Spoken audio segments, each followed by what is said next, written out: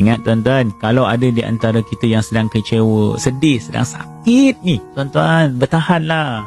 Bertahanlah. Ada sesuatu benda yang sedang Allah nak bagi kepada kita. Benda ni betul tuan-tuan. Dia bukan satu main-main, bukan. Allah sebut inna ma'al usri yusra. 2 kali Allah sebut dalam surah yang sama. Ayat tu bersebelahan je tuan-tuan. Seakan-akan Allah nak bagi tahu kepada jiwa kita yang sedang sakit ni, dengar betul-betul, aku yakin dan aku janji kepada engkau, setiap kesusahan itu akan ada kesenangan. Janji Allah, bukan janji saya. Tuan-tuan tak perlu terima apa yang saya cakap, tapi tuan-tuan menerima ayat suci Al-Quran yang Allah berikan kepada kita. Kita tengah sedih, kita tengah susah, kita tengah diuji oleh Allah Subhanahu Wa Taala. Allah bagi tahu akan ada kesenangan. Bagaimana kesenangan yang Allah nak berikan kepada kita? Sabar tuan-tuan. Allah sangat adil. Allah sangat baik.